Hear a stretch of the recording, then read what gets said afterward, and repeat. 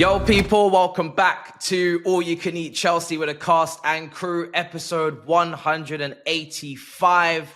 And I'm sure you've enjoyed the new intro as well. As you can see, the upgrades continue, and it's a full cast, it's a full panel today. All five of us here ready to dissect and talk Chelsea because, wow, are we coming off a wonderful win. I'll start with Miz, brother.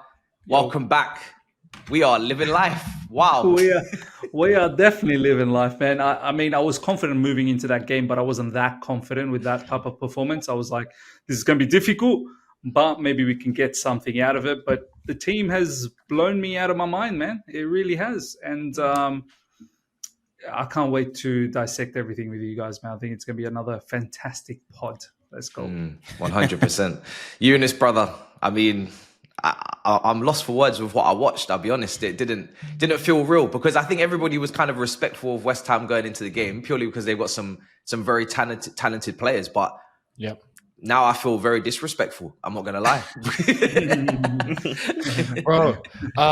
Yeah, honestly, I'm with Miz on this. Like, I didn't expect that. I was a bit cautious and thought this is going to be difficult. It's a London stadium. It's West Ham. We know what they're like. Bogey team. They've got good players. It's not like that Bournemouth game.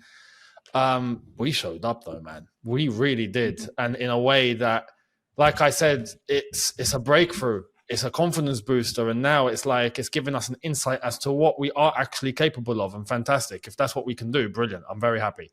So onwards and upwards. And I think our away form is now fantastic. Now it's about our home form. We've got 4 home games in a row now. So set that tone. This could set the tone for the season. Fingers crossed.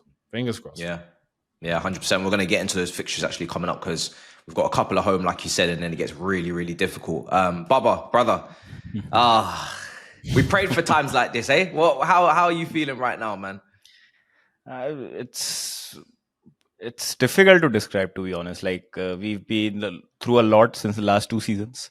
So to be honest, it feels good to be at the normal level. Like it was normal for us, like what we've seen as Chelsea fans before the turmoil began 2 years ago. So I hope that this sort of performances, these sorts of results become a normal thing for us, and like what we used to see from Chelsea under Roman Abramovich era. Like we used to smash such teams day in, day out. And, we were not really bothered or worried about these results, these performances. So, yeah, it's good. Something is cooking. And Baba Maresca ball is in full effect, bro. That's what I can say. Javon, something's cooking, bro. I'm you know what I mean? I'm ready to eat. You know what I mean? I'm living life, bro. How you feeling? You good? Them dead. Much like I said on my preview and review, I wanted a 3-0 win, and I got my 3-0 win. I am excited. I am buzzing to do Maresca's 5-game review and to get into the upcoming fixtures. I'm happy. Yeah, man, nice Monday. We're living. I mean, yeah, let's get into it because standout performers to begin with. I mean, Action Jackson. He really did respond to Nkuku's goal against Bournemouth. And he had to because, we were all discussing it on the last episode. The competition, the back and forth maybe between those two, Nkuku potentially starting in the 9, even though, like I said before, it doesn't really feel like his natural position, but we kind of have forced ourselves into that position now with the transfer window. Maresca came out and said, listen, as well, I got 2 9s. He forgot about Gu. Poor Gu, he forgot about him. Do you know what I mean? But he said he's got 2 9s, and that's one of them. He's ready to potentially use him. And Jackson in that game, I mean, just the second goal, the first goal. I honestly think West Ham they almost didn't wake up. They never closed him down. They never engaged. He just was allowed to run on that left hand side and slot it through the keeper's leg. But the second goal, I saw Miz put out a tweet because obviously Caicedo's assist was incredible for that as well. But Miz, when he was running 1v1, was you expecting him to finish in that way? Because it was outside the right boot, bro. No, I wasn't. I was fully getting ready that he was going to miss. I was hoping and praying that brother put this away because it would literally put us in such a mad position in the game. But deep down, I don't know about you guys, deep down, I'm bracing myself that this guy's about to miss this. And it's another one of those lovely opportunities. But big up to him for finishing that, and what, outside of the foot finish as well, wasn't it? Like, Yeah. I think it wasn't a normal finish. It was outside of the foot finish, and no, man, look.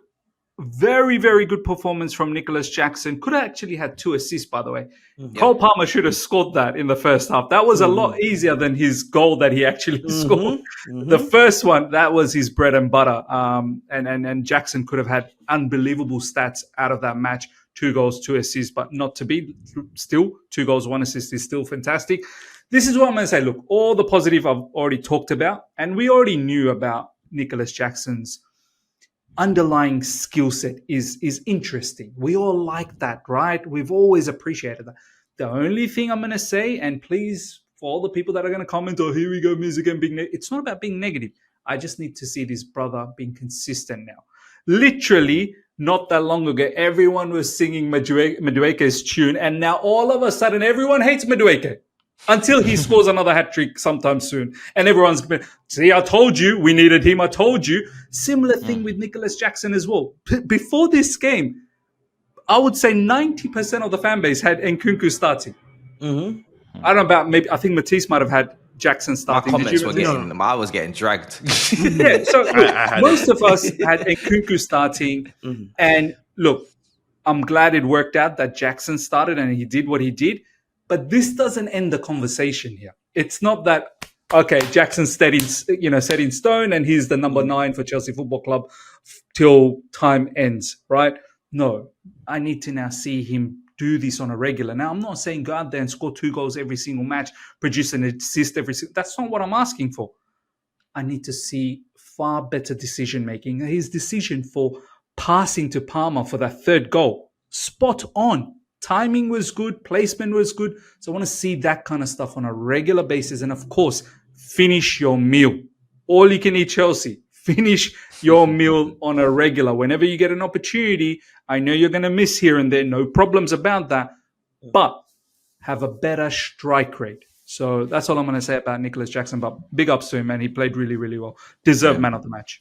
Yeah, I mean, he's got 4 goals, Younes, in the first 5 Premier League games, 2 assists, so more GA than games played. Obviously, last season he got 14 goals and 5 assists, which was almost a 20 GA season for him as well. I mean, do you think this is a striker that can, because obviously in the window, people, whether they wanted Osimhen or Gyökeres or Isak or even now Jason Derulo, who I'm going to have to stop calling Jason Derulo. I'm going to start calling him John Duran because he's made it very clear, this is my name. He banged in another goal, right? He banged in another goal. Scored again. Every single time he steps onto the pitch, he scores. Okay, so fair enough. Yep. I'm a hold that, especially if he keeps doing this. Maybe, who knows, we'll go back in for him in the future. It's not over, but the price will be very different. Today's price is not yesterday's price. Do you think, Younes, that Jackson is capable of getting a 20 Premier League goal season? Because that is what the standard was with our last top striker, Diego Costa, to get 20 goals in a Premier League season. Yeah. With the level of performance that he put in against West Ham, especially, right? And if the games prior to that are just seen as his normal standard performance, but then he puts in regular performances like he did against West Ham, absolutely, right? That's what we want to see. That's what we're expecting. That's the level that he has to deliver on. If he's doing that, absolutely he can hit 20, for sure. There was always that doubt as to whether he has it in him. Can he do that? And there's one thing I have to seriously praise him on, which is the fact that he was facing criticism. He was facing, people having big doubts. Whether Chelsea didn't sign a striker, crap, what's that going to do now? Jackson has taken that in, and the John Obi Mikel stuff, we've seen that. He has taken that in, and he's run with it, and he's delivering. I'm really happy when a player is able to use all of that and flip it on its head. And he's doing that. So brilliant. Very happy for that. And hopefully, in that case, it's going to be the situation where we get to see that consistency. And hopefully that kicks on and that keeps kicking on and keeps kicking on. If that's going to be the case, then absolutely he can hit 20 and he can go higher. But he needs to be consistent. He needs to deliver.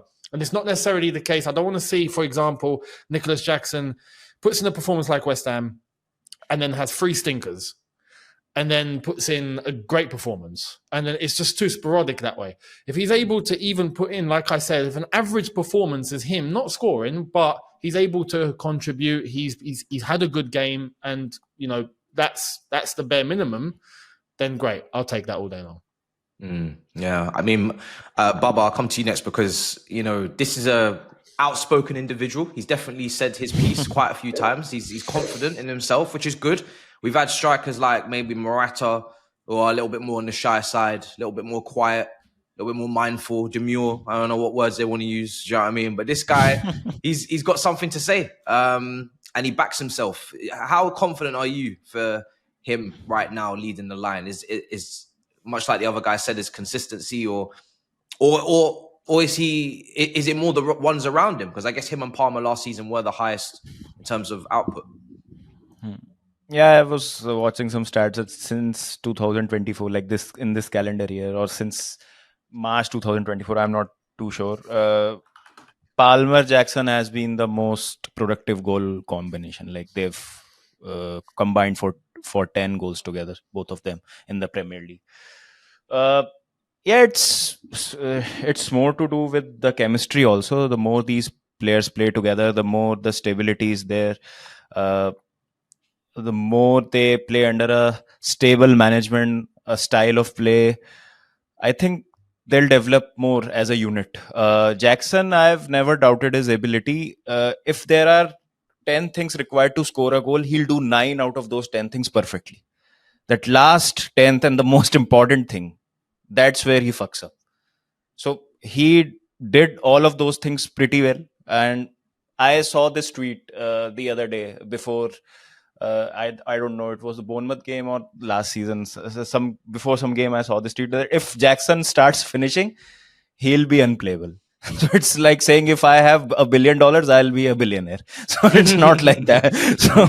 But what that person was trying to imply was that he's not a bad player. Like it's not like that if he does not score goals, he does not contribute. You've seen Maresca say time and again that it is not because Jackson scored those goals I was impressed by his performance, but also because of his and Cole's off the ball work, the kind of hard work that they put in, the selfless pressing that Jackson does. I last season also said the same thing. Jackson scored 14 goals despite all the beating that he got, despite all the lashing that he got from all the fan bases, and that call with that person did not help his case. He became a meme of some sort, and if you do such things and drop stinkers after stinkers, then it amplifies your meme status and negative PR. So I just hope he keeps his head down, backs himself. Again, what John Obi Mikel was doing, I was not really liking it. But what Jackson did with that story, it was not required, to be honest. Let your actions speak for yourself. Let your performances speak for yourself. So far, so good. I just hope that he keeps this up. I was really impressed by his post-match interview where he was asked that Nkunku scored last week. So did that ignite something inside you? And do you think there's competition? So he was like, no, I just was happy to contribute for the team. I'm happy to play all the time, but the team should win. That's the main point. And I don't know if you guys have observed, now the team is starting to gel up in the way that the players are started to talk to each other. The players are starting to have fun. The players in the bench, and they're having this communication, which I thought was missing earlier. Like the camaraderie is now visible.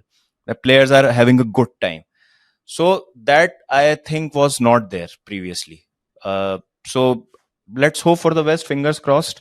Can he get 20 goals? Yes. But can he get meaningful goals out of those 20? Like big goals, like clutch goals and big 1-0. Like if Chelsea wins against Arsenal, a 1-0 close, scrappy win, and Jackson scores that one goal. That's so what I was going to say. Yeah. I don't want him to score 25 goals in which he's bashing the hell out of Ipswich. We are scoring 6 against Ipswich, in which 4 are scored by Jackson. There's a big point. This one. I want him to score big goals. Like no matter what you say, that hat trick against Tottenham was required. Tottenham are a big team, big team in terms of their challenge for the 6 and those 5 positions, right? So him scoring that hat trick was a big goal. Him scoring in that 4-4 was a big goal. So I want him to score those big goals against big teams. And West Ham 2 goals, brilliant. I hope that this form continues. Just quickly, that point is so important that fans remember players based on big moments, big matches, big moments, clutch situation. Players come through, and that sticks. And fans will carry that. Like they may have a couple of stinkers here and there, but they'll remember. Do you know what? Now they came in clutch when we really needed to. They've got that in them, that absolute superstar gene in them. Like, look at the way we talk about Cole Palmer, for instance, because of what he did last season in so many games. As Bubba said, it's great to put away the little teams, and West Ham by no means is a little team. That's not what I'm trying to say here. Is when those fixtures come very soon, Arsenal, Liverpool, and those kind of fixtures. There, yeah. Newcastle, I need Jackson to go, I'm the boss. Yeah. I am the final boss, like The Rock would say. I am the final boss. And he, takes center stage. So it's a very good point. Yeah. Yep. Yeah. Javon, what's your takeaways from that game? Because I know Caicedo is going to need a whole heap of praise as well after that performance. So what's your takeaways? How confident are you feeling for the next batch of fixtures? To be honest, that game kind of solidified some truths for me, and it kind of ticked off all the boxes that we discussed on a previous episode. Remember when the appointment happened, and you asked me a very similar question, what I'm expecting from Mariska. I laid it out simple and true. I wanted him to step through the door, implement his style of play, stick to his style of play, and embed these players into his style of play. After 5 competitive games, we've seen a clear structure, we've seen clear style of play, and we've seen him, how he delivers the messages to the players and the messages to the fans. And he's that authoritarian that we've been asking for. Now, all of that culminated in that game in the sense of we had Jackson improvement with the one-on-one. I honestly think on the first goal when he was in one-on-one, West Ham wasn't too worried because he doesn't normally score those one-on-one, especially from that angle. I'm talking the first goal where he makes the keeper. When have we ever seen Nicholas Jackson mega keeper for a goal? Never happens. But he puts that away. And then the second one-on-one, he puts that cleanly away. That says to me, I know it's only one game where we've seen him improved on that, but to do it twice in one game, that says to me there's slightly minerals of improvements there, for lack of a better word or term. Secondly, the link up between Enzo and Caicedo yesterday was really well. Even on the second goal, it was Enzo knowing, hey, Caicedo's right there. Let me just do a one-touch pass to get and then one-touch pass to Caicedo, and then that ball from Caicedo out into Nicholas Jackson. That's how we bypassed the midfield and got in behind. Right? That's clearly worked. That's clearly been patterns of play like that has clearly been worked on in training. That comes from the head coach. Another thing as well, the substitution, right? It wasn't a negative substitution as it would be under Pochettino. Took attacking players off, replace them with attacking players off. Took a midfielder off, replace it with a midfielder. And everyone knew where their fellow teammate was. It was a bit, for the first time, I can't believe I'm saying this, for the first time, in our 90-minute match, I had confidence in Robert Sanchez. He was comfortable back there. And it was the first match I watched that I wasn't too worried. That and a silent hero of mine was Kukurea. This man was everywhere. Yep. Between him and Caicedo snuffing out tackles, putting their body on the line. And then at one point, while watching the game, I said to myself, this is a team that's ready to kill and die for a clean sheet. Yes, we can talk about Fofana making silly mistakes, but he's a centre-back doing a job at the right-back position. It's expected. Some level of standards is expected, probably not to give away that yellow card or probably to not keep holding on to players' shirts. But at the same time, it's a centre-back doing a job at right-back, right? And I think the right-hand side is still a bit affected because you don't have a natural right-back, whoever is supposed to overlap, whoever is supposed to underlap to connect with the midfield. But at the end of the day, it was a resolute defense. Man, this Sassy coming out and doing a 360 turn. What more do you need? What more do you need? Literally. Exactly. So, from attacking sub, midfield subs, and defensive subs, from even the post-match interview from Barista was top class. He was posed the question. Like to say, how does he manage these players if in terms of integrating them into the team? My man said, they don't buy, they don't play. End of conversation. It was top class, and that game culminated the first 5 games. Learn from the draw, learn from the defeat, because immediately after the defeat, when I was screaming out that we needed wingers against City, second game we had natural wingers, out and out wingers. He trusted the team more offensively. We didn't waste chances like we did against Crystal Palace. Made correct substitution against Bournemouth. And this game culminated the first 5 games under Maresca from what he's learned, some of his missteps that he's corrected, and we move. Yeah. Yeah, and you know what? I want to give a special shout out to Colwill as well, because some of the passes that he's playing right now, like this is the Brighton version of him that we're starting to see, where he's playing passes where there's not even any space.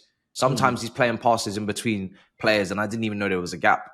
And I think people are excited for potential leadership traits, but I'm also like, let's see, because it is still early days. There is still a long way to go, and someone can take the baton of the leadership. Someone can take the baton of captaincy. Someone can take the baton of responsibility. I'm waiting, because at this point right now, no one is standing out as, okay, we have a leader now. We have a captain, you know, and I saw Younes' video yesterday on Arsenal, because they tried to do a typical proper Chelsea performance away from home to Man City. It didn't just quite go their way. But there are elements of their team that we are either lacking in terms of physicality from corners, what we used to have, and that kind of threat and that kind of fear. Yep. And also some leaders that they've had pop out over the last couple of years that have maybe come from nowhere. People didn't really see where they would come from, and now here they are. So we're almost at that point now where we're like, let's see where we can get these leaders from. And unfortunately, the level of performance that they have is where we need to get to. The only difference is when we get there, we need to win trophies. We're not here to do this whole second and bridesmaid thing and, you know, flower girl thing. We're here to actually take over and be the main character, be the bride. But yeah, I don't know who you guys see as. Do you see those leadership traits in Colwill, or people? Because he has shown a little bit more. He was very weak at times last season. He was very easily brushed off the ball, easily shoulder to shoulder of Antonio at West Ham. Do you see a little bit of progression in terms of strength, in terms of communication, leadership? To be fair, I want to say this real quick, because last season he mentioned himself. There was a quote, I'm going to paraphrase, but in terms of how when he was asked to speak in the dressing room for the first, he was bricking it. He was he didn't want to, but he did. Whereas this season, there is I'm not going to go down the aura route. Let's not say that word, because people were talking about aura. Huh? It's a legitimate stat now, aura. Bro. They're overusing that term. It's ridiculous now, man. But he has taken initiative. You can tell that he has taken initiative. It wasn't the West Ham game. I think it was the Bournemouth game where he was given the team talk. On the pitch, everyone's in a huddle, and he was given, not even whoever the captain was. I think it was Caicedo on the day. It was Colwill. So there is that. But on top of that, the most important thing is to make sure that your performances are backing it up. What you're doing on the pitch is backing it up, because you can't be trying to lead by example with your words, and then you're not leading by example of your action. You look like an idiot. He's playing well, especially in that centre-back pairing right now. So far, any error that we've seen hasn't come from Levi Colwill. Fofana's had a couple of moments, and we've seen that, especially with Sanchez. Colwill's been quite resilient, quite steady, and as long as he keeps that going, fantastic. There is a debate as to whether he pairs up really well with Tosin as well, which we could discuss at some point, especially in the season. We'll see how it goes. But overall, if Levi Colwill just keeps going like this, I don't want to just... it'll be the wrong thing to put everything on Levi Colwill now and go, yeah, you're the captain, go on. Like, no. He has to be ready, or at least hitting a certain level. He's definitely on the way there, though. I'd say he's on the way there. What I like about this is he said what he said last season, but this season he's more focused. He's more focused on his own performances, and that for me screams volume. Like, he's put his head down and he's like, okay, it's under a new system, it's under a new manager. I'm not going to be the same Levi Colwill of last year. I'm going to be I'm going to be good defensively. Marshal the backline when I have to. Give the team talk when I have to. But it's more so on my performances. And we've seen people like Robert and a bunch of other people on Twitter scream, oh, he's not ready yet. He should be sold and whatever. He's just here, calm, cool, collected. Maybe he could be our Rolls Royce of a defender, or Saliba or Virgil van Dijk, He's our best centre back right now. Yeah, right now. And all of this with no noise. He's no hyping up himself, no Instagram post like I know Miz don't like, none of that. He's just here, calm, cool, and collected. And that for me speaks volumes. Yeah. Do you know what? Go on, Miz. I was just going to add that with all this, obviously we're all excited. I think we all need to put a caveat around it by saying that it's still early days. Like, I rate Levi Colwill so much from, as you said, Matisse, those Brighton days looked phenomenal. Even prior to the Brighton days when he was in Huddersfield, he was looking amazing. But Levi Colwill did disappoint me last season, along with many other players. And even in the pre-season, there was shaky moments, right? We're not going to forget the fact that we were leaking goals. Levi Colwill at times was a little bit dodgy, getting pushed over, getting dragged out and whatnot. He has, however, in the last couple of games, definitely Bournemouth and this one, and I believe against Wolves as well, even though we conceded, he wasn't the one who made any errors against Wolves. In these last few games, he's starting to show us the Levi Colwill that we all believed that can be and go to a different level. We just have to be careful that it's all fine and dandy, that we're so excited. And I keep reiterating with all of our players, except maybe Cole Palmer. All of these other players needs to show immense consistency. Yeah. I don't want to get gassed about Levi Colwill having 3 good matches. I want to be gassed about Levi Colwill having 6 months of phenomenal performances, carrying Chelsea Football Club on his shoulder.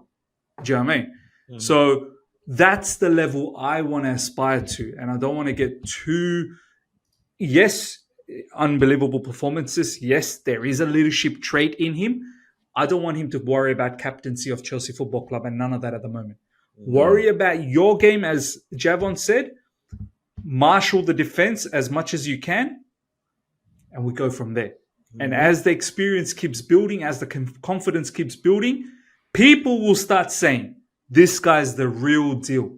So time.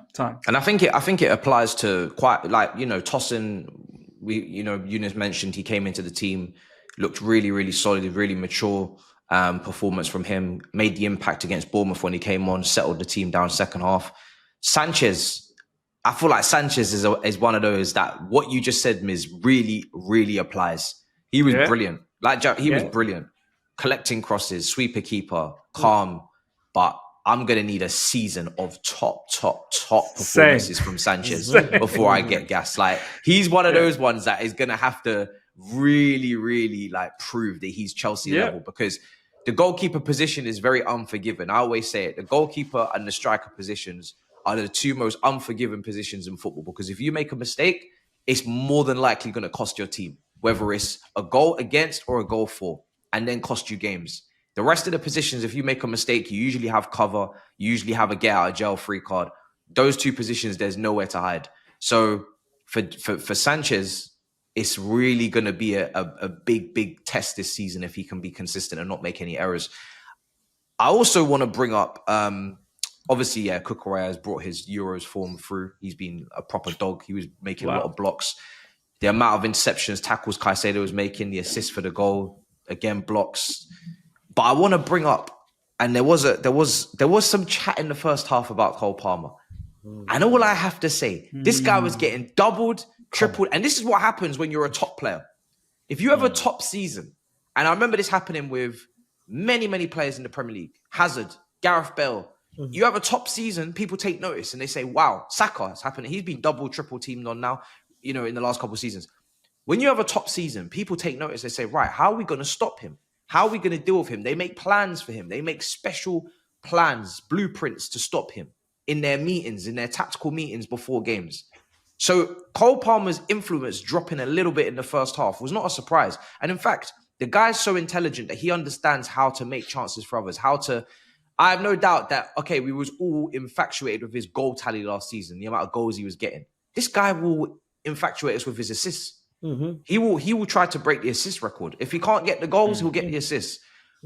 But just when people are itching, I'm more talking about rival fans, they're itching because now they know he's the flag fly, he's Cole Palmer. Anytime he's looking a bit quiet or he's not in a game for 30 minutes, like, wow, where's this guy gone? What a way to shut everybody up in the second half with that goal. That finish was elite. When you watch that goal back, elite level finishing right there. Proper top finisher. So, yeah, man, I just want to shout him out because he in his own way, he's a leader in this team. Not talking, but by example. By walking. Exactly. Here's the thing. Here's the thing. Something that a lot of people didn't realize. Through these first 4 games, majority of our build-up play has come down that right-hand side, filtering to the right back, Palmer, and then Madueke, or whenever Pedro Neto plays out there. If you look at that West Ham game carefully, they set out to stop the build-up play on the right-hand side. But guess what happens? Because we got Jadon Sancho, and we had balance in quality off the left, because the link-up play between Cucurella and Jadon Sancho is immense. Because we have balance now and we don't have to necessarily force down that right-hand side anymore, that's where more of our goal chances came from. So every time Cole Palmer would get the ball, 2-3 people. When you try to shift it out to Madueke, while Madueke is 2-3 people up against, he didn't have the best of game, of course, but they aim to stop the build-up play on that right-hand side. So that's why Cole Palmer was quiet, because that's how we built up from preseason, not even from preseason to this game. But because now we have Jadon and we have quality on that left-hand side, it's hard for us to break down. So that's why Cole Palmer was quiet. Not because of lack of quality, not because he had a slow game, but because opposition set out to stop how we play. And they just couldn't stop because we had more quality than them. And he found a way. You're right. I want to mention this as well, because I agree it's not necessarily down to Cole Palmer having an off day. It wasn't an off day. There was a plan there to try and stop Cole Palmer, and he came through, and that's what top players do. Simple as that's what top players can do, and he done that in the second half. He come out all guns blazing. But I do want to reference the point. It's incredible that someone like Cole Palmer has what is deemed like a slow first half, right?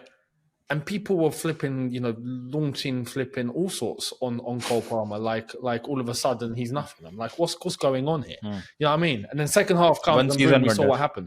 This is what I meant earlier, and this goes back to Nico Jackson as well. It's normal, right?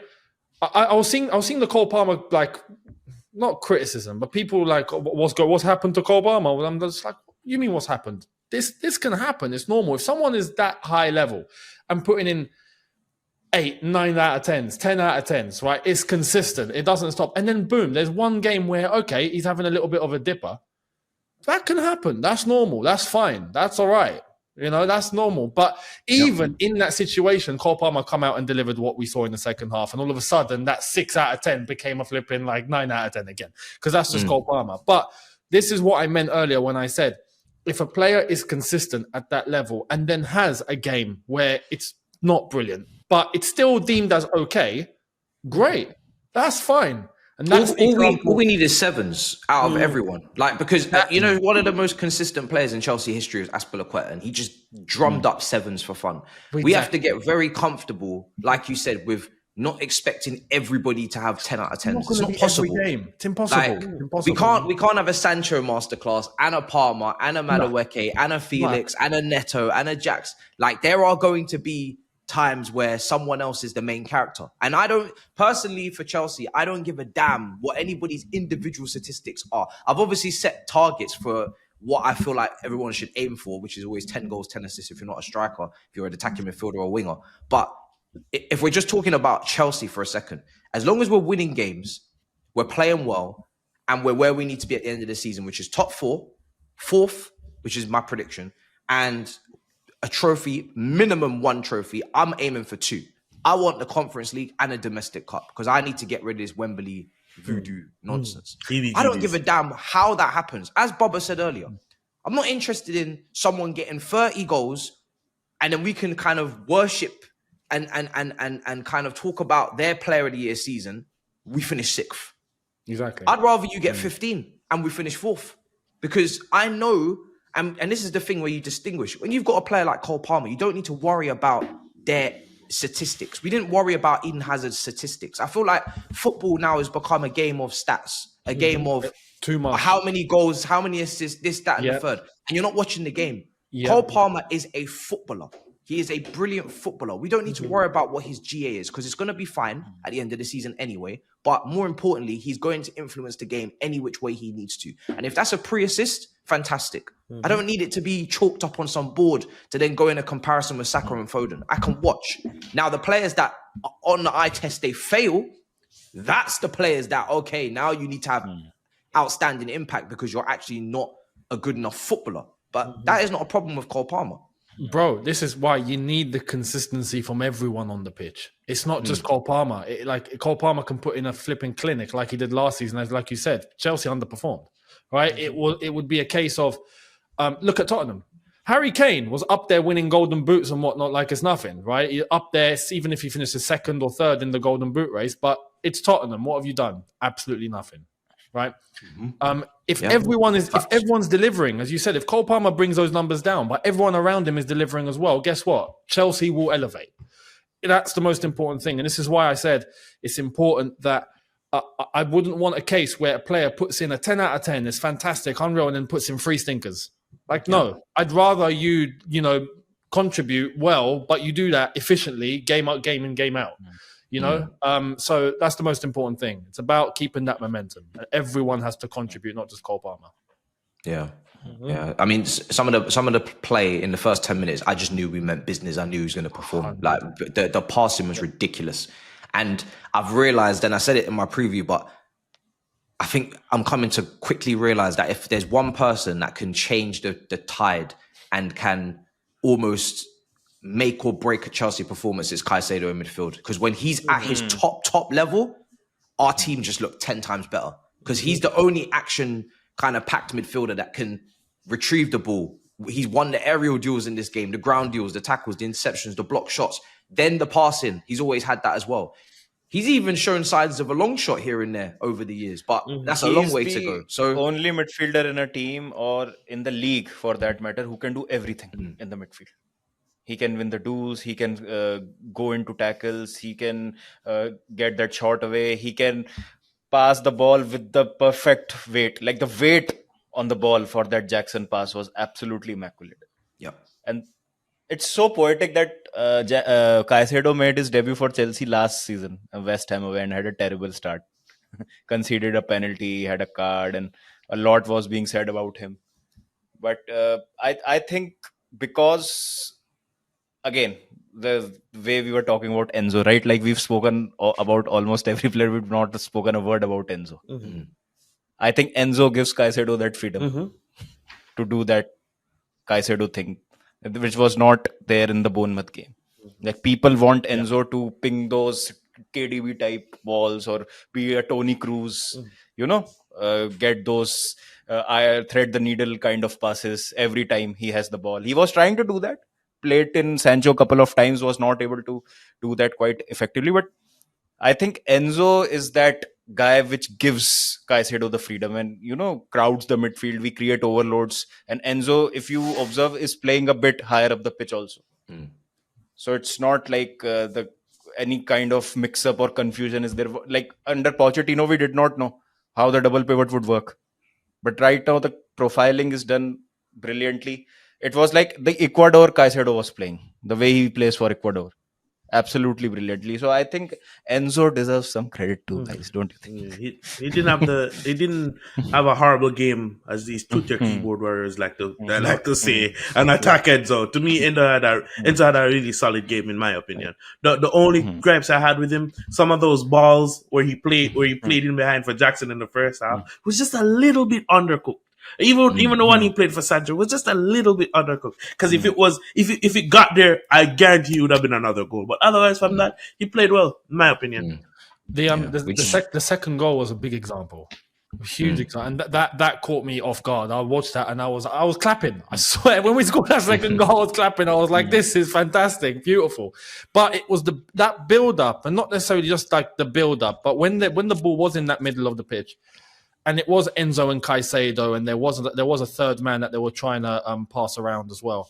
But before Caicedo hit that ball into Jackson, that pass from Enzo to Caicedo, which was a little flick into a space that I was not expecting. Normally, we want to see players pass forward and look forward and be positive and try and take initiative. And it was where we were going backwards and it was a bit side to side, but there was a bit of patience. And then all of a sudden, boom, it was one little flick from Enzo and his weight was perfect. That set Caicedo into that space for him to look forward. And I wasn't expecting it. I didn't call it. When I was watching that, I was like, it didn't cross my mind. I know subconsciously I thought that's not possible, right? But he did it. And that was the freedom that was mentioned, that was given to Caicedo for him to just have that path and go, okay, boom, set Jackson in. And it's those patterns that if we can execute those regularly, if we can, master them, then Enzo will be as important to Caicedo as Caicedo is as important to Enzo as well. I only reiterate the point, like we mentioned in previous streams, I hope defensively that they need to improve and they need to make sure that they bolster themselves. And if they do that, they can have a full package there. That's the only concern. On the ball and being able to initiate those sort of things, I'm not worried. I'm not worried. And that was proven. Yeah. Going back to that Enzo point, that all of that comes from the structure. Because under Pochettino, Enzo's taking that ball and turning. Remember when Enzo received that ball, his back is to goal. But because of the structure, he knows, hey, Caicedo's there. He's already looking forward. Let me play that into him. You see, that type of play, that is also going to translate to the defense. Once you have a defensive structure, all you need is continuity. Continuity builds stability, and the stability builds confidence in the defenders, which ultimately gives you a better defense. Again, another clean sheet. Wasn't from not Reece James. Fofana perspective, those people that are attacking him are he's the weak link, whatever. But look at Tosin, look at Kukurea, look at Colwill, look at Robert Sanchez. That's what 4 out of 5 people.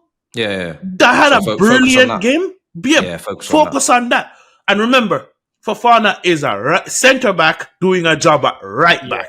Yeah. So once we get some stability and continuity in his center RCB position and have an actual right back there, we could be in a case where 5 out of 5 in their defensive positioning is having a top class game. Yeah. So again, for me, it's more of a positive than a negative. And if he's just not cutting the mustard, Tosin can take that spot because Tosin was brilliant when he came in. I just want to add couple of things. Obviously, we've talked very highly about Enzo Fernandez, and everyone knows how highly I think of him. And we've all talked about his on-the-ball stuff. That was never disputed, ever. We all know how gracious he is, how lovely he is on the ball. But I do want to harp on about what Younes touched on. It's off the ball that worries me at times. And I don't think we need to hide away from this. I don't think we need to run away from this. There is at times a distinct issue where opposition, when they are collaborating, when they're in a proper structure and pressing in a manner that is difficult for us, there are times, I've seen it already this season, that someone like Enzo Fernandez can be bypassed very, very easily. And that then puts immense pressure on other midfielders. That then puts immense pressure on the defenders. Fantastic victory against West Ham, but let's not kid around ourselves that this is a West Ham that's actually struggling under the new manager. They've not been able to put on a good result this season at all. All I'm saying is, I've never disputed Enzo Fernandez's ball playing. I think it's very, very needed for the team. But you come up against a team like Man City in the first game week, and I get it. It was the first game week. I understand that. But you replay them again, let's just say. I'm telling you, I don't want to see Kovacic run straight past Enzo in that midfield because that incident has happened in other matches as well. Wolves, first half, ran straight through our midfield for fun. So that is the only thing.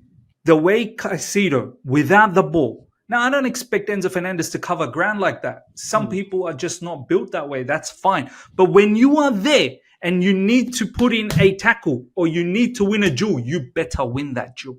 You got to show hunger and desire to win that duel.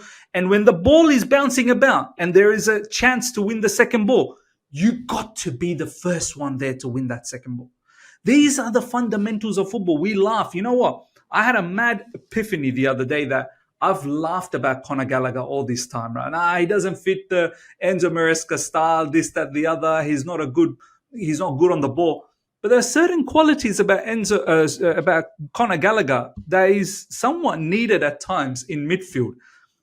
You just need to find the total package, just the way. And this is why I wait for Romeo Lavia. I know this guy's always injured, but Romeo Lavia has that weight of pass, is very gracious on the ball. We've seen it already in the preseason. We've seen it in the early stages of the season, and we all said it.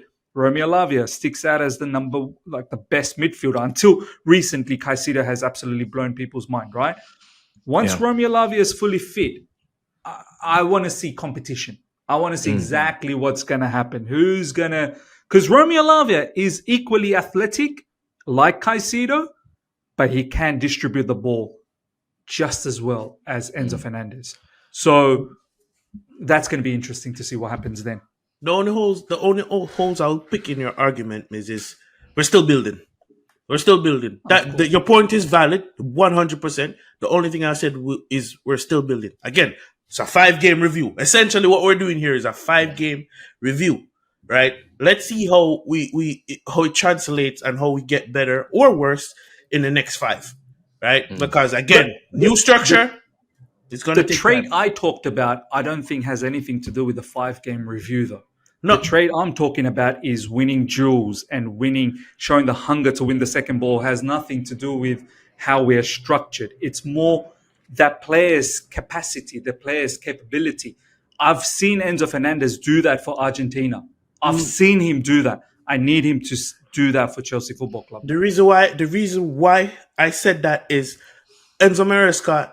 If you see that Enzo Fernandez is having that issue, you have to then rectify that. You have to then put out something that can mitigate that, is why I'm saying. So, example, people running through the midfield, how do you stop that? As a coach, you have to set up a plan to stop people running through the midfield, is where I'm coming from. Because I'm right there with you. Seen him do it for Argentina. But look who's it also in the midfield for Argentina. You understand? So, all I'm saying is, let's see how this plays out in the incoming games. It could get worse, it could get better. I'm not asking for Enzo Fernandez to be sold. I'm just saying that we will come across teams that will go through us. What are we doing? Brighton that cannot happen. The next game on Saturday, Brighton will definitely attempt to do that, 100%. And there's one player I think that is showing that example, or at least that trajectory in that attribute, and that's Caicedo, right? The way that Caicedo was everywhere against West Ham, that's what we expect from Caicedo. And in turn, that does help. Even defensively, that does help, because we've seen examples. I've said this, if you want to emulate someone like N'Golo Kante, well, we know what you got to do. And against West Ham, that was it. That is how Caicedo needs to be operating, right? The man was everywhere. And that helps because you're able to create turnovers from that point. You're able to win the ball in attacking areas. You're able to put teams under pressure. You're able to... That all aids, like what Javon was saying earlier on, if you're set up in a way, you are protecting your defense without having to have your defense do the work for you.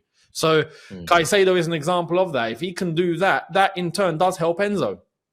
You know, it goes hand in hand. So hopefully we get to see these things develop. Fingers crossed it keeps going. But Caicedo, for example, he needs to be operating like that, game in, game out. If he does, beautiful.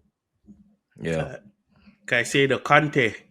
was a shout on the weekend. yeah. No, it was a Kante-esque performance. Like, obviously, people that are not silly will know that we're not comparing the players. He's nowhere near Kante. But if we're talking about a Kante-esque performance, a performance that was Kante-like, that is exactly what Caicedo put out there against West Ham in regards He to has getting said the ball previously that he wants to play. He wants to emulate like what Kante was doing. Well, great. That was an example. Keep doing that. Basically, that's it. That's all you need to do. So literally. At what stage? Because I heard Miz mention it. At what stage are we good and not the opposition poor? Because I'm ready for that stage already. I'm ready to say, you know what, we're good. It's a blend of both. Like, I get the Lopetegui point, because Lopetegui, West Ham fans are onto Lopetegui right now. They're really onto him in terms of, you know, how he's kind of managed the team this season so far already with all the talent that they have. But with the talent that they have, for me, there's still a benchmark that I'm still going to have West Ham at, regardless of the manager. When you've got players like Somerville, players like Somerville was linked with Chelsea. You know, that was a player that people were looking at potentially as bringing in to replace Sterling at the left wing. When you've got players like Paquetá, could have been at Man City, Bowen, consistently season in, season out, gets goals. Kudus walks into many top 6 teams. You know, when you've got players like this, that is a tough team to go to. And our record at West Ham was poor. You know, it was not a good record at that stadium for many years. I think last time we won there with fans was 2017. I think that was the year we won the title. Eden Hazard. We won there with Tuchel, but it was COVID, no fans. No fans. So yeah, just the fans element. Even though their stadium is dog shit, I'll be honest. The running track is not it. If there's a world where you move into a new stadium and to get a higher capacity, and that's what the stadium looks like with that track around it, I'm not interested. I'd rather stay where we are. But I mean, there are some also. Go on, Miz. Yeah, I was just going to add that. Look, don't get an impression that I'm not happy. I'm definitely happy with the progress that the team's showing. I've been in this journey for too long, though. I've been burnt last season when I've got happy, and I know Younes has got happy. I know Matisse has gone happy, and we've been burnt. So now I'm cautious. I'm happy with the performance. I've got my guard up. 2 games is good, and I appreciate that. Joshua, that's for sure. Yeah, but we need to make it. We got 2 games at home in a row. We need to make it 4 wins in a row. We got Brighton. We got Nottingham Forest. I need to see progress and development and keep working on it. I'm not going to be here going, yeah, we're back. The Chelsea's back, man. Yeah, we're going to be top 4. We're going to be... Because I've been burnt in this road. But the only thing I would say to that, last time this season, would have lost against Bournemouth, would have been packed up against West Ham, and we'd have had multiple head loss. Of course. But Javon, for me, Chelsea is not just about last season. For me, Chelsea is about all the stuff I've seen in my life so far. We spoke about this on the one-on-one. I remember. Exactly. I remember Younes and Matisse when we did last season after the Man City 4-4. We were all like, I think we're back, you know. I think we're genuinely back after that.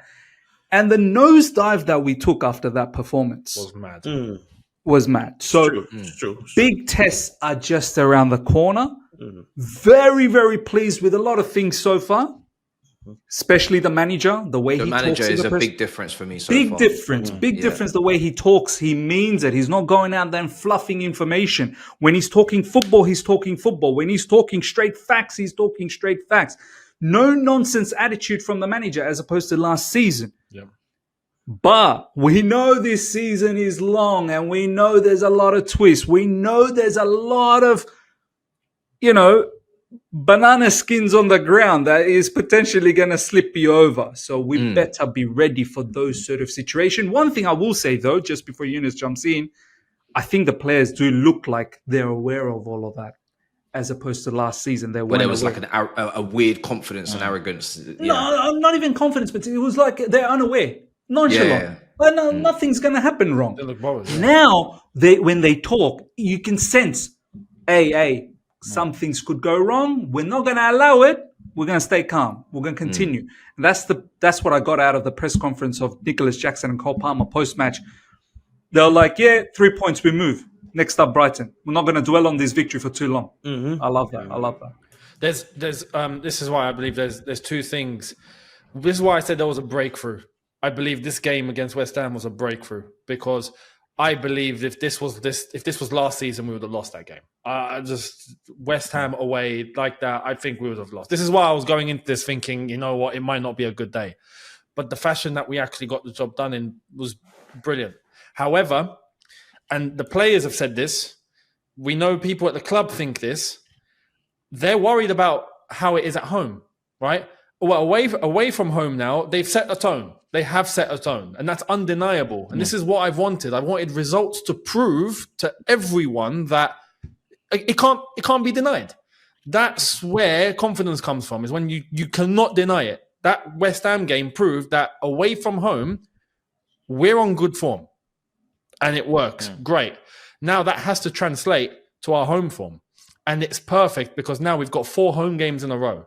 If we're able to set that tone at home now, this could set the tone for a season, right? And this goes back to the point that Miz made about we want to make sure that we don't just start slipping up and just start throwing everything that we've done away. I want us to get to a point where we're picking up consistent results, and there is going to be losses. Don't think that, well, we're not going to lose a game now. Like, no, there will be losses, but you need to set yourself 100%. Up to be able to take that loss when it comes and go, we've created enough of a cushion that we can take it. It's fine. Don't worry. And then we'll pick ourselves up for the next game. No problem. What you don't want is 1 loss and then, 2 losses, a draw, 3 losses, crap. Okay, now we're going for nosedive again. If we set ourselves up, like we've picked up 2 results in a row now, and we had the Wolves game, we've got Barrow on Thursday. In that Tuesday. Oh, Tuesday. League Cup tomorrow. Brilliant. Preview tonight then. Yeah. So that's that. Then we got Brighton on the weekend. If we were to be able to beat Brighton, for example, at the Bridge, fantastic. Sets a tone. Keep it going. 1 more. Sets the tone. 4 home games in a row in all comps. Exactly. That's beautiful. So That's if beautiful. we're able to, now, if this is a chance for Chelsea, and we, like I've said, the players, there have been players that have complained, Caicedo one of them, about the home crowd, right? Yeah. Well, it's up to you lads now. Yeah, this is an opportunity to build that relationship that's maybe not there, or 100%. If it's and I do sense with the home support, it's not really the necessarily the team on the pitch or the manager, right? Even though they were a bit bored with the slow build out, from the back play and whatnot, we had this issue under Sarri, but it's a wider thing. It's the culture of the club, it's the environment, it's the board, it's the hierarchy, which I have no problem with them having a grievance there, because you have to hold people to account, right? There's a lot that they need to prove themselves to the fans. They need to prove themselves to the supporters that they can run this club to the highest level that it deserves to be run at. But in regards to the next 4 home games, like you said, in all comps, Barrow, Brighton, Ghent, and Nottingham Forest needs to be 4 wins, and hopefully then the atmosphere as well comes along with that. And it goes from there. Before we move on to Discord, because there's some questions in the Discord as well, and then I'm gonna gloss over Barrow, just give it a little bit of airtime. Barrow at home, even though really Barrow at home, no disrespect to Barrow, we should be battering Barrow. Do you know what I mean? I don't even know what division Barrow in. Anybody know what division Barrow in? Barrow? They're definitely not Championship. League 2? Definitely not Championship. No, they're not Championship. No. They are, because they were definitely non-league not League too long 2. ago. League 2. Okay, so they sound non-league. Hey, they're actually first. They're top of League 2. Wow, they've had a rise then. They've definitely had a serious rise. When did they? We might lose this game, lads. They're top of League 2, man. Which part of UK are they in? Like, are they London based, or are they? No, that's a good question. I don't even know. So they're Barrow. Barrow is. Oh wow. Barrow. Okay. Northwest England, like off the coast, near Blackpool.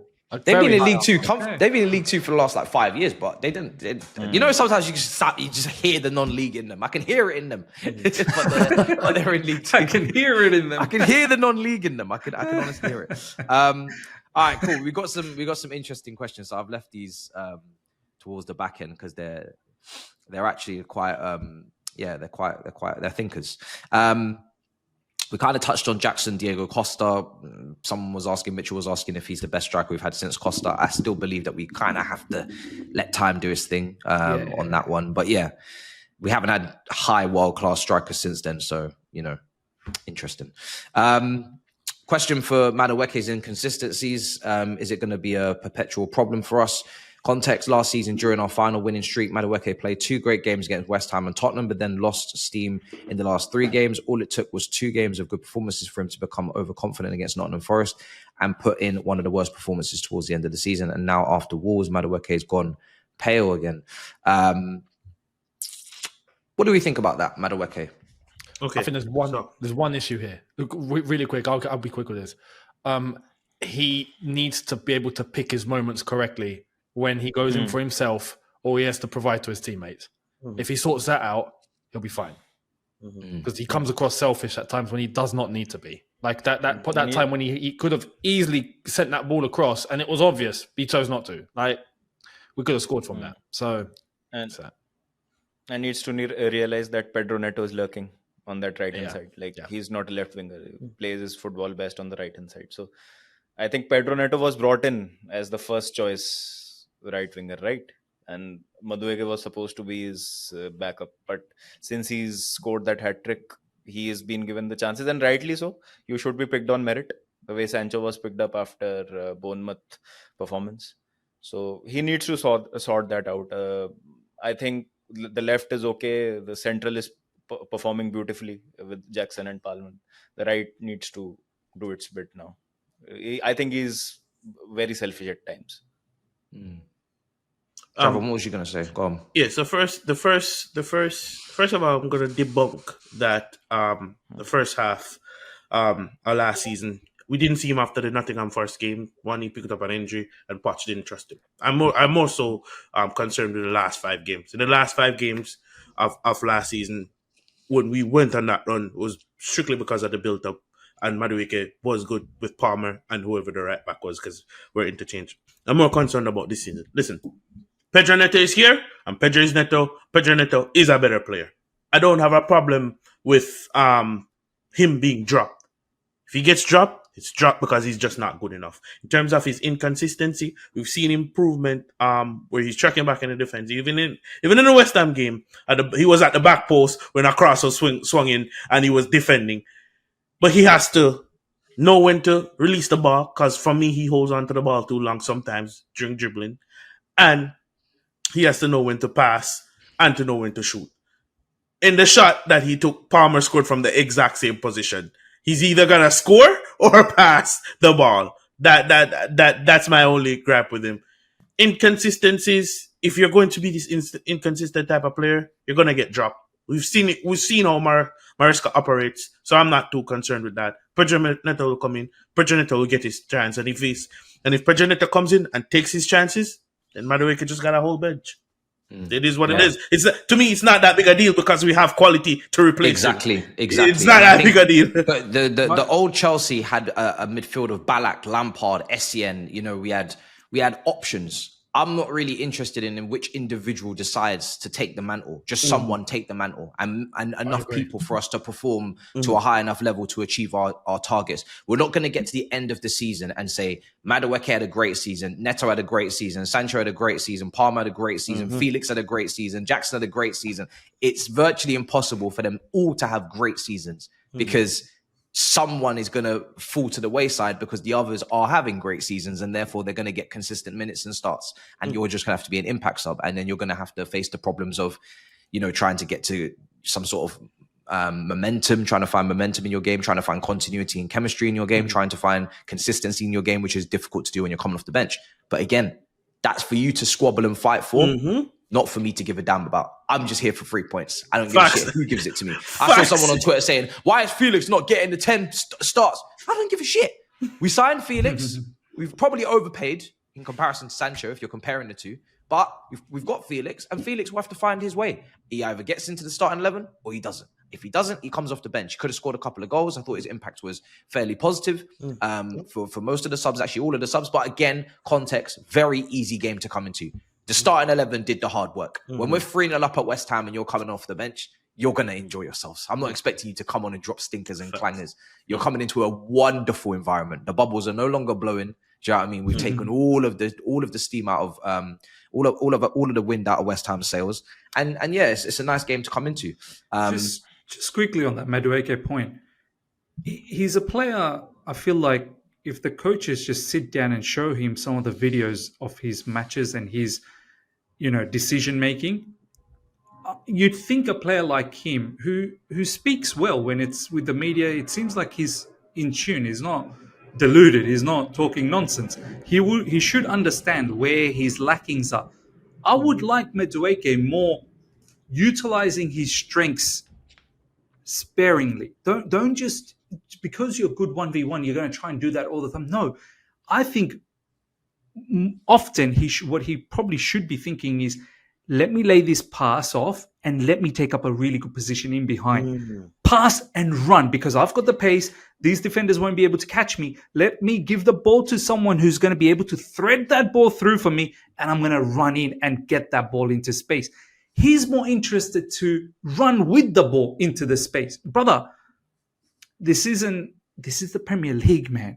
These defenders are not Mickey Mouse defenders. You've got to be a lot more smarter. Yeah, you got to be a lot more smarter with your skill set. His skill set is immense. Don't get me wrong. There is a definite player in there. But his ideology is, as Javon said, is of an Eredivisie sort of a player. Got to be smart with your skill set. Lay it off to Caicedo. Lay it off to Cole Palmer. And I kid you not, they will find you 9 out of 10 times. They will find you when you make that run. And then once you do get into that good position, let your shooting do the talking. Facts. You don't need to do all of these other BS. That's not your ammo. Do you know what I mean? Do the other stuff. We've got a question about Reece James. Do we start to look at Acheampong as a serious contender for the spot? I think until we see Acheampong get opportunities in the Conference League and the Carabao Cup, which I think he should be starting, in my opinion, against Barrow. Acheampong is one of those players that in my preview I'm going to be hoping that he does start. I think if we're going to not know about Reece James's return, we should affirm who our backup right back is. And I think Acheampong is meant to be that person behind Gusto. But it's not, because Reece James, we haven't got to the end of the season, we can't really conclude anything on Reece James right now. All we can say is that it's concerning and it's exhausting. And that's really all it is right now. But we're not going to sell Reece James in January. We're not going to get good money for Reece James in January. So there's not really a conversation to be had on Reece James until the end of the season. Now, if Acheampong gets his opportunities and he plays really well, and then he starts looking like someone that can play in that right side centre back position, because remember, he is very tall, he's very physical, he's quite a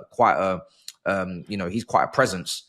And then clubs are interested in Acheampong because there were loose links to PSG and Real Madrid over the summer. I don't know how concrete those were, but Acheampong, if he proves himself and then he gets links with big clubs, then there's a debate, because it's like, what did we get from Reece James? What did we get from Acheampong? What are the risks? What are the rewards? What are the pros? What are the cons? But right now, there's no comparison to be had because we've not seen Acheampong really, and the window's not open.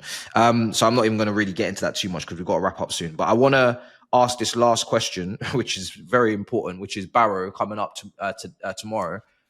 Is this Mudryk's last chance? Yes. Wow. I don't think it really even matters, to be honest. I think regardless of what he does against Barrow, if he even plays against Barrow, because there are other players that are probably in line to start as well, like Felix and Kunko and whatnot. Neto, I think Mudryk's number is up. I would be surprised if he's not at least loaned out in January and then by summer sold. Yeah. Look, at the end of the day, we have to be honest. Like, it's Barrow. You know, if this was Conference League, we can have the conversation of, is this a legit chance for him? Yeah, maybe it would be. Barrow, no disrespect, you never know, but I reckon we could put a good shift in against Barrow. Do you know what I mean? Like, so it's I'm not reading too much into it. It's just maybe some minutes, especially for the young lads. That like maybe some kids can come on and play, but that's it. But I just would like to make one point. If Mudryk can't even come on when we are 3-0 up against West Ham with 18 minutes to go, I think it's over for him. Yeah.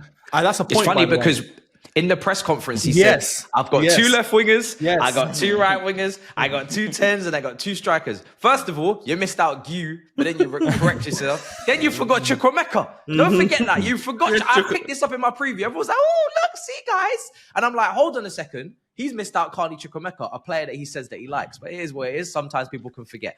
But he has the opportunity now to take off his left winger and bring on Mudryk because we're coasting. And he brings on Neto and puts him left wing. And that is what positional versatility will do. And let me say, when Esteval comes in on the right wing and Kenji Piers comes in on the right half space, that impacts the left wing because you've got dual wingers. So Neto now has to go left with Sancho.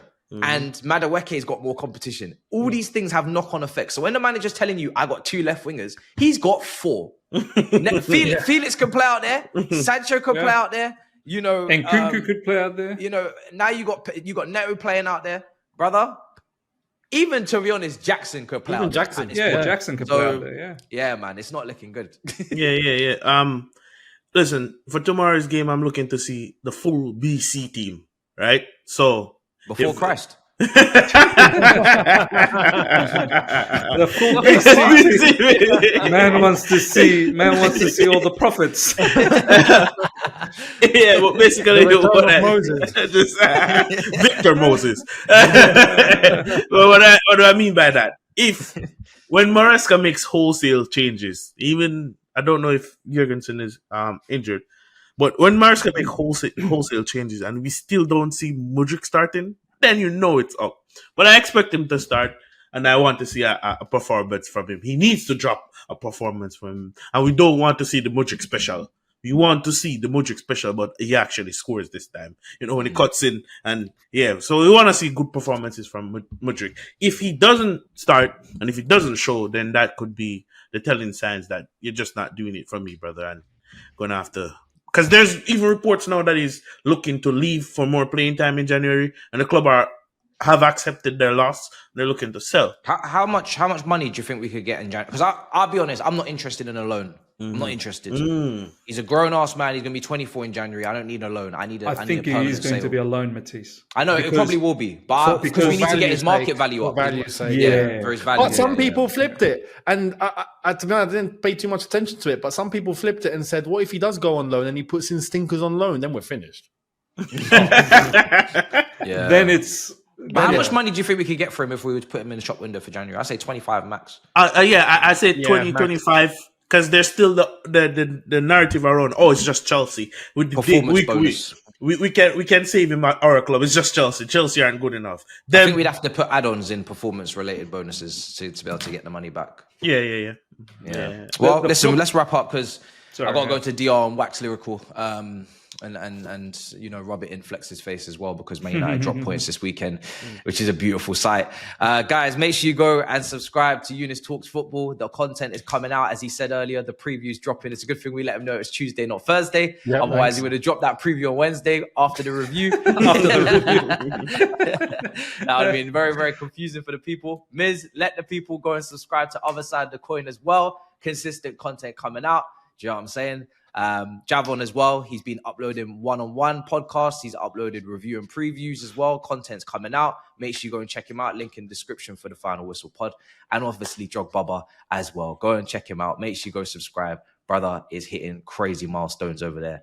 Boss Bubba. That's what we call him. Do you know what I'm saying? The final boss. Final boss. There you go. Guys, like I said, big up for the support as well. Episode 185. 200 is going to be a madness. And yeah, don't worry, they'll be alive soon. But right now, it's nice to have these pre-records, especially because there's so many of us to talk as well, let alone go through the whole chat. But listen, when those lives come, they'll be extra special when they happen. And usually they'll be for big moments as well. You know what I mean? Hopefully this season there's a trophy to be had. There's something to be had there and celebrated instead of just, you know, kind of just chilling, vibing, which is what we've been doing for a few years. So yeah, till next time, big up your damn selves in a bit, people. Peace. Bless up.